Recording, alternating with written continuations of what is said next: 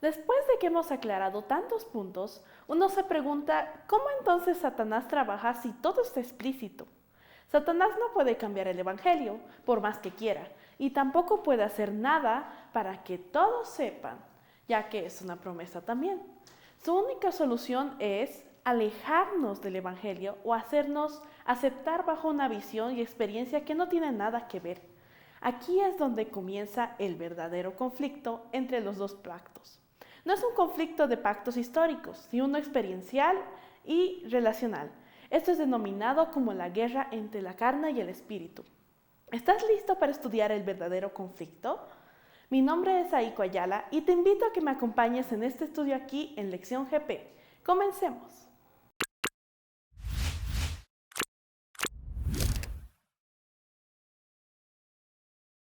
En el Nuevo Testamento, las palabras carne y espíritu se utilizan de diversas formas, pero cuando ambas están en el mismo contexto, se refieren a modos de pensar, inclinaciones y estilos de vida totalmente opuestos, como enemigos mortales que están en guerra.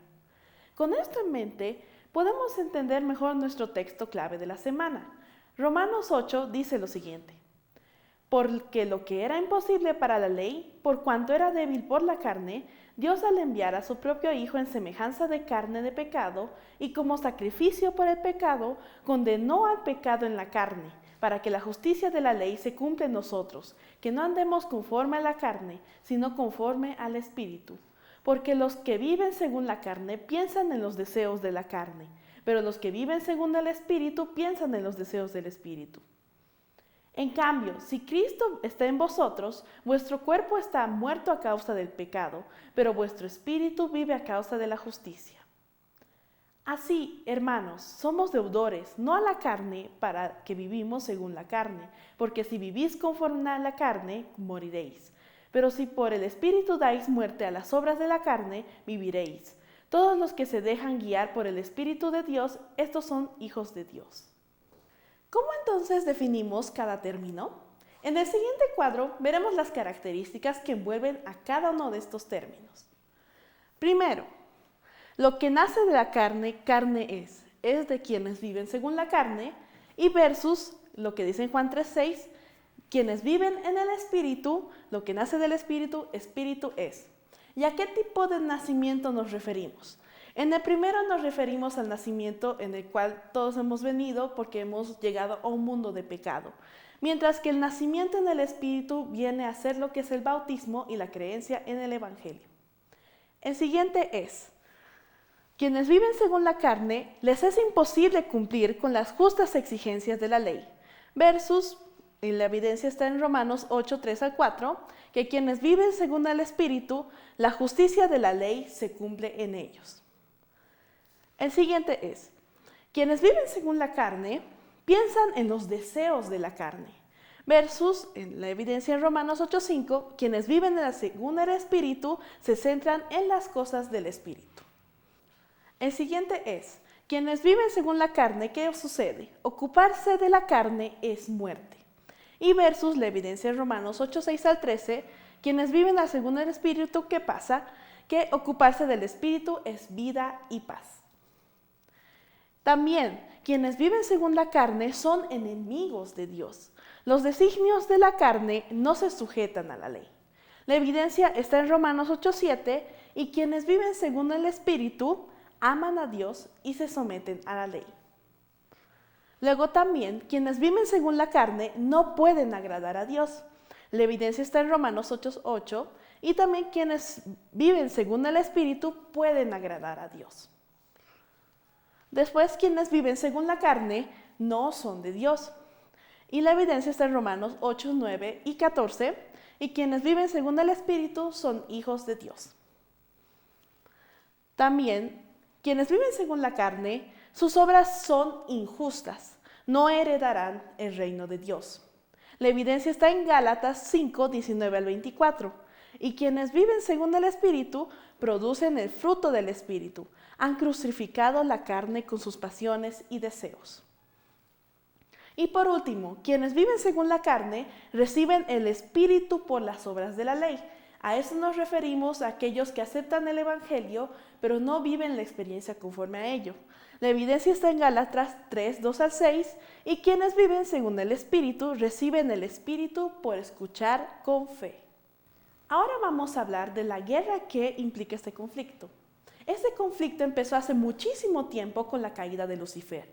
Es una batalla de dos grandes potestades, el bien y el mal, liderados por Jesucristo y Satanás respectivamente. Pero no es solo una lucha de matanza entre ellos, sino por la humanidad misma. En cada corazón se refleja esta batalla, un lado intentando esclavizarnos en la carne y otro tratando de liberarnos mediante el Espíritu. Uno nos lleva a la destrucción, mientras que otro nos invita con amor a aceptarlo y recibir la herencia que desde el principio fue nuestra. Esta guerra que atraviesa generaciones deja grandes consecuencias y costos en ambos lados, pero una gran movida surgió cuando se cumplió la promesa histórica dejada a Adán, que un descendiente de Eva sería quien ganaría el conflicto, aunque tuviera que pagar un gran precio. Y aunque esto ocurrió, la fase final de esta guerra continúa en cada corazón humano. Los pactos históricos no son enemigos, sino aliados contra la potestad del mal. La guerra entre los pactos simplemente se debe a cómo las personas responden al llamamiento y presentación del Evangelio. Y lastimosamente, este llamado está siendo silenciado debido a muchas interpretaciones erróneas de las enseñanzas del Nuevo Testamento acerca de ambos pactos. Adán fue creado a semejanza de Dios, por lo cual no tenía rastros de la carne. Sin embargo, después de la caída, los descendientes nacieron en el foso del pecado, con una naturaleza apartada de Dios y ligada a los deseos mundanales. Por ello, Jesús vino a este foso para estar inmerso en el conflicto cósmico entre la carne y el espíritu. Participó como nosotros lo hacemos a día de hoy, por lo que Él conoce nuestra condición. Se acuerda de que somos polvo. Salmo 103:14. Fue tentado en todo según nuestra semejanza, pero sin pecado, como dice Hebreos 4:15. Salió sin mancha alguna y se entregó como sacrificio para que la justicia de la ley se cumpliera en nosotros. Por ello, ahora que Él está allá en el cielo, nos invita a acercarnos a Él. En su corazón se encuentra un espíritu de misericordiosa compasión y siempre nos tiene en su mente. Hizo una gran invención en nosotros, porque cuando el pecado abundó, sobreabundó la gracia.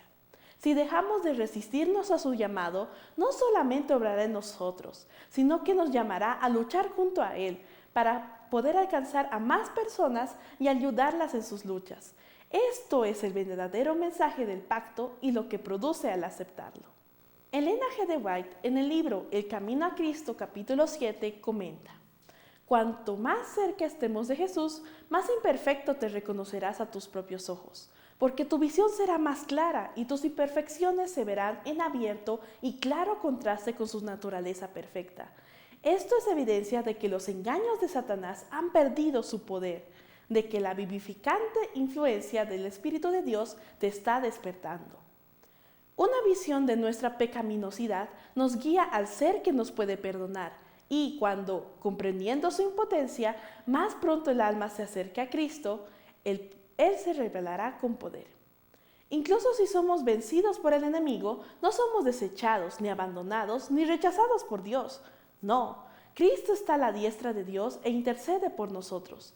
Él desea que te reconcilies con Él para ver su pureza y santidad reflejados en ti. Aún siendo pecadores, Cristo está ahí para salvarnos y para curarnos y limpiarnos y prepararnos para ayudarnos en la batalla. Su invitación está ahí. El único paso para aceptar es creer. Esperemos este repaso de la lección haya sido de bendición para tu vida.